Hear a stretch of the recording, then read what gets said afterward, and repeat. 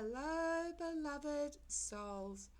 Welcome to a commentary channel. My name is Jem, and for those who don't know me, I'll just quickly introduce myself. I'm a psychic medium, an author of over 25 books that you can find on Amazon. My full name's Jem Stone. I'm also a widow, a mother, a pensioner, quite a lot of different things. And I'm also love collecting dolls. I love collecting rocks, dragons, and I'm very interested in the paranormal, the supernatural, and in conspiracies. But I thought today I'd do a video. I haven't even touched a subject, never touched this subject before, and it's 5 signs a cryptid has visited you. First, let's get clear. What exactly is a cryptid? The word comes from the Greek kryptos, meaning hidden.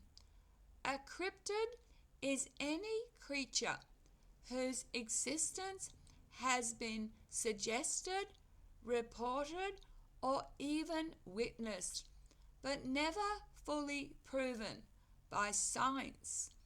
Think Bigfoot, the Mothman, lake monsters, skinwalkers, or shadowy beings said to lurk in forests.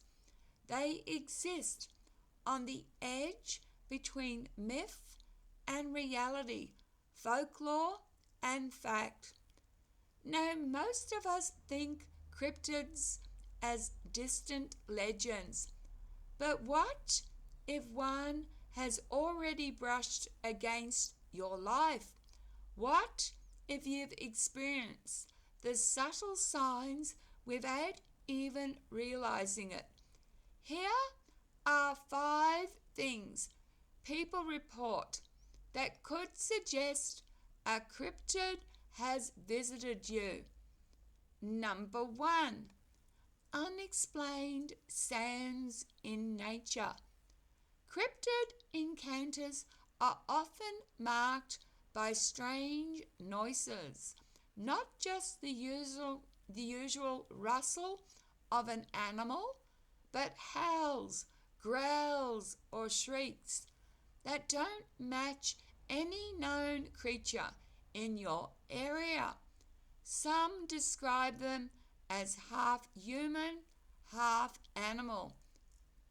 Number 2, footprints that shouldn't exist. Oversized prints in the mud, claw marks on trees, or tracks that suddenly and then vanish without explanation. Hunters and hikers often find trails that seem to defy logic. Number 3 is electromagnetic disturbances. Reports often mention flickering lights, drained batteries, or compasses spinning wildly.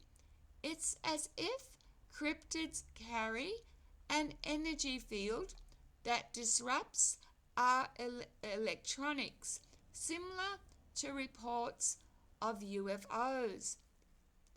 Number 4 is the feeling of being watched. One of the most common signs, that primal, hair-raising sense that something is observing you. Not just your imagination, but a heaviness in the air, an unshakable awareness that eyes are on you, even when nothing is visible. Number 5 is sightings at the edge of vision. Many people claim they didn't see a cryptid head on. Instead, they caught a flash of movement in their peripheral vision, tall, shadowy, or camouflaged with the environment. Some cryptids are even said to blend in or cloak themselves, appearing and disappearing in an instant. So, here's the question.